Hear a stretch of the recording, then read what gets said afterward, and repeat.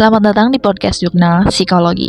Halo, Assalamualaikum warahmatullahi wabarakatuh. Kembali lagi di Jurnal Psikologi. Terima kasih yang udah subscribe dan like video ini tentunya. Semoga video ini juga memberikan banyak sekali dampak positif buat kalian untuk bisa bertumbuh dan berkembang jadi pribadi yang lebih baik lagi.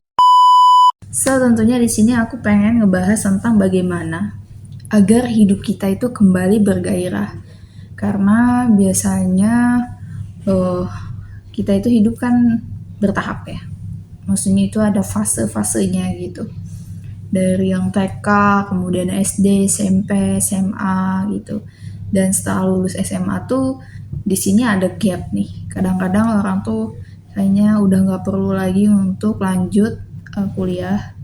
Jadi ya udah start gitu di SMA aja. Karena ada beberapa banyak faktor ya, yang detailnya mungkin aku nggak bisa sebutkan. Mungkin salah satunya adalah faktor ekonomi, supaya mungkin next niatnya pengen kuliah tapi ya udah gitu kerja dulu nyari dananya dulu begitu. Tapi di sisi lain juga ada yang udah merasa cukup aja dengan SMA karena ya udah mau nyari uang aja gitu dan ngumpulin uang gitu.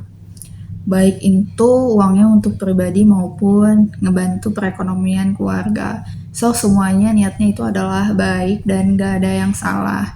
Dan yang salah, sebenarnya gak salah juga sih. Yang kurang membuat kita bergairah itu adalah ketika kita tidak bisa menemukan tujuan-tujuan itu.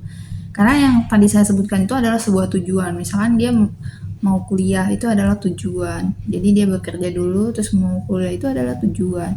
Atau dia ya udah SMA aja, habis itu mau cari uang untuk diri sendiri dan juga misalkan keluarga, dan itu adalah salah satunya adalah tujuan. Nah, yang jadi masalah adalah ketika kamu nggak ada tujuan.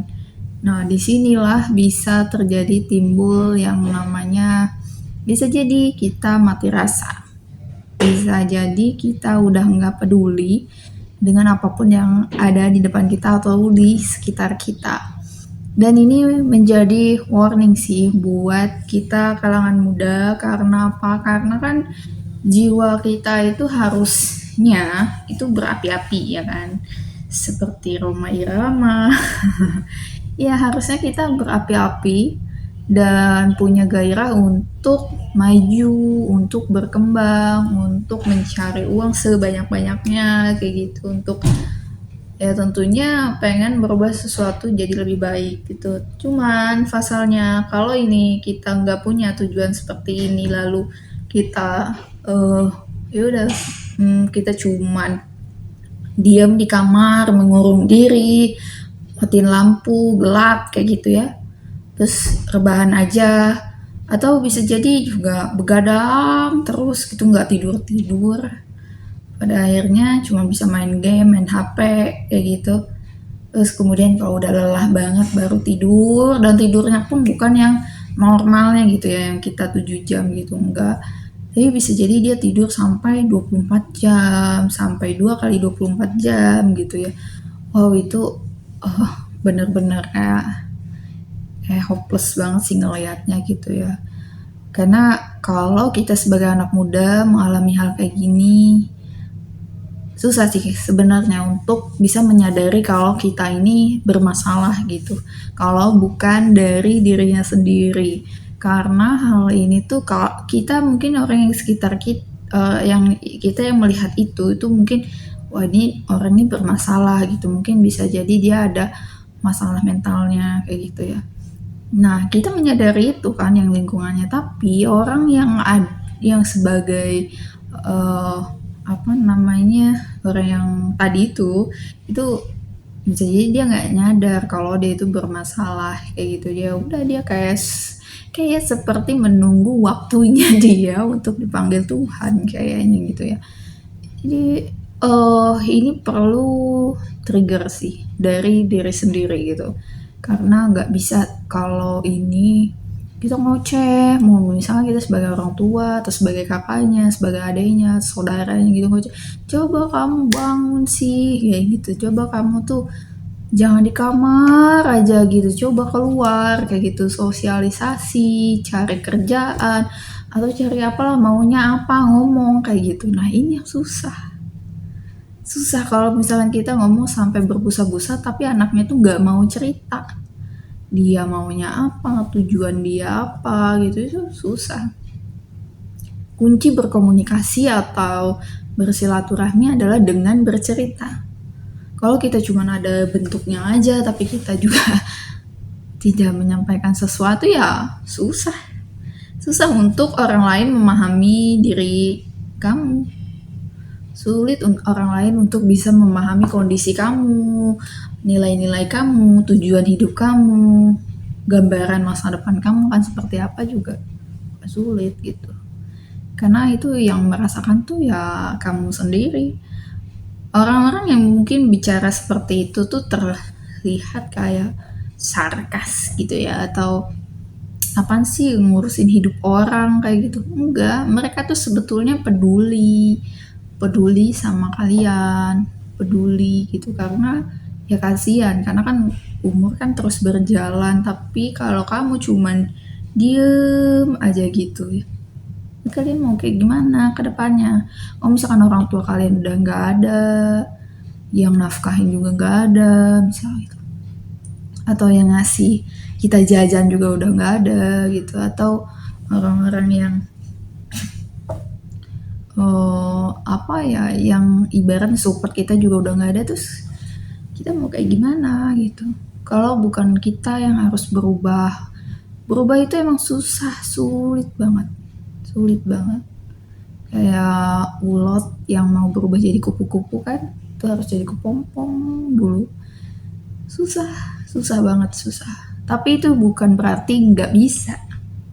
Semuanya bisa kalau kamu mau jalanin, kamu mau berubah, kamu mau berserah gitu ya sama Allah Subhanahu wa Ta'ala. Karena perlu dan penting banget untuk melibatkan Tuhan dalam hidup kita. Ini penting karena apa? Cahaya kebaikan, cahaya keberuntungan, cahaya masa depan, cahaya gairah hidup, semuanya itu berasal dari dalam diri kita gitu. Dan kalau dari dalam diri kita ya munculnya dari mana kalau bukan dari Tuhan kita yang memberikannya. Insight itu akan muncul ketika kita pertama yaitu mau berserah dulu sama Tuhan gitu, mau deket dulu gitu sama Tuhan, supaya ketika kita berserah dan bercerita banyak hal pada Tuhan kita tuh kan gak mungkin dia gak dengar, pasti dia dengar kan. Dia akan memberikan sesuatu yang apa ya, gak bisa didefinisikan, tapi itu nyata gitu, itu ada di dalam batin kita. Itu kayak tiba-tiba bicara gitu, oh ya ternyata aku selama ini salah, oh ya ternyata aku ini gak bener kayak gitu. Kayak gitu-gitu tuh ada gitu di dalam batin kita tuh. Makanya itu perlu ada untuk bisa meluruskan kita kembali gitu. Bukan berarti kita abis itu ujug-ujug langsung kaya, langsung berubah, enggak. Semuanya bertahap dan perlu tahapan sih. So, buat kalian yang masih stuck di situ-situ aja dan belum bisa beranjak, coba untuk merenungkan diri, coba untuk kontemplasi bagaimana kehidupan selama ini, dan adakah niat dalam hati kecil kalian itu untuk mau berubah gitu. Cerita sama orang sekitar kalian supaya orang lain tuh ngerti gitu apa maunya, apa masa depannya kayak gitu, bagaimana langkah selanjutnya. Ya cerita, kalau bingung ya bilang aja bingung gitu, supaya orang lain bisa mengarahkan gitu. Ya jangan malu juga untuk belajar, jangan malu juga untuk cerita. Karena kalau segala sesuatu yang kita diemin aja juga, terus kita nggak tahu harus kayak gimana, itu cuma jadi bom waktu aja sih. Jadi bom waktu aja yang sewaktu-waktu bakal meledak dan malah membuat sebuah kekacauan sih. So, ayo kuatkan niatnya, bulatkan tekadnya. Ini mumpung masih Ramadan, bulan yang berkah. bulan yang penuh rahmat, supaya Allah tuh mengijabah doa-doa kita, memberikan insight yang baik gitu untuk kita. Karena ini adalah bulan kebaikan, saatnya kita untuk beranjak jadi orang yang lebih baik. Nggak perlu kalian tuh hebat untuk dapetin suatu prestasi apa, enggak. Cukup kalian bisa beraktivitas dengan baik, mau bersosialisasi keluar dari sarang kalian, membuka jendela, menyalakan lampu, sesepele itu. Mengambil wudhu, kemudian kalian melakukan ibadah, mengaji itu sesimpel itu adalah suatu aktivitas yang positif dan orang lain bisa menilai itu, ya ampun, ya Allah gitu, seneng banget ngeliatnya. Kalau ketimbang yang tadi ya kan cuma tiduran, main game, matiin lampu, gelap kayak gitu, seperti zombie kayaknya. Seperti mayat hidup kayaknya.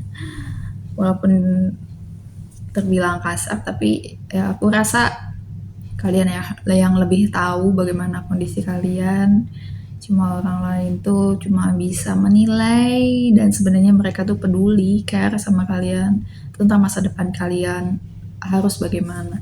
So, gimana tanggapan kalian? Bagaimana kalau dengan kondisi yang tadi aku sebutkan? Apa harapan kalian dan bagaimana agar orang lain ini bisa berubah dengan kondisi-kondisi seperti tadi? Coba dituliskan di kolom komentar, dan kalau kalian juga merasakan hal yang sama seperti kondisi yang tadi saya sebutkan, coba juga ditulis di kolom komentar. Spend the day with me. Thank you. Bye-bye.